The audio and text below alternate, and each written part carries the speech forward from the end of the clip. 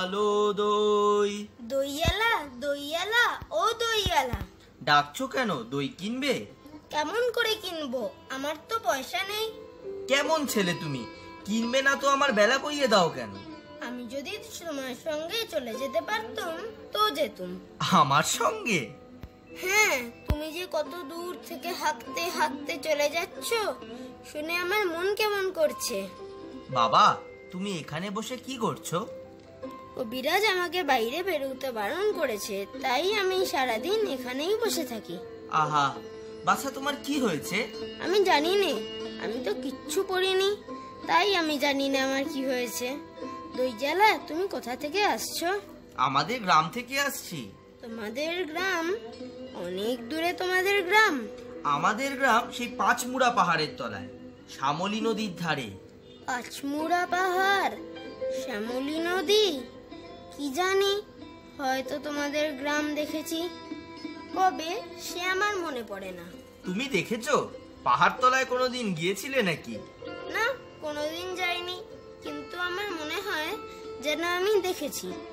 অনেক পুরনো কালের খুব বড় বড় গাছের তলায় তোমাদের গ্রাম, একটি লাল রঙের রাস্তার ধারে, না? ঠিক বলেছো বাবা।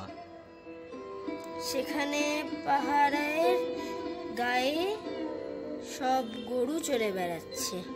কি আশ্চর্য, ঠিক বলছো। আমাদের গ্রামে গরু চড়ে বই কি, খুব চড়ে। মেয়েরা সব নদী থেকে জল তুলে মাথায় কলসি করে নিয়ে যায়, তাদের লাল শাড়ি পরা। বাহ বাহ, ঠিক কথা। আমাদের সব গয়লাপাড়ার মেয়েরা নদী থেকে জল তুলে তো নিয়ে যাই, তবে কিনা তারা সবাই যে লাল শাড়ি পরে তা নয়। কিন্তু বাবা, তুমি নিশ্চয় কোনোদিন সেখানে বেড়াতে গিয়েছিলে। সত্যি বলছি দইয়ালা, আমি একদিনও যাইনি। কবিরাজ যেদিন আমাকে বাইরে বেরোতে বলবেন সেদিন তুমি নিয়ে যাবে তোমাদের গ্রামে? যাবো বই কি বাবা, খুব নিয়ে যাব। আমাকে তোমার মতো ওই রকম দই বেচতে শিখিয়ে দিও, ওই রকম বাঘ কাঁধে নিয়ে, ওই রকম খুব দূরের রাস্তা দিয়ে। মরে যাই, দই বেচতে যাবে কেন বাবা? এত এত পুঁথি পড়ে তুমি পণ্ডিত হয়ে উঠবে।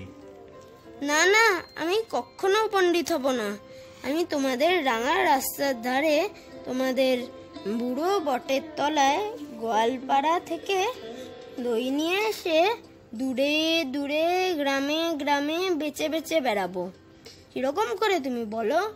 দই দই দই, ভালো দই।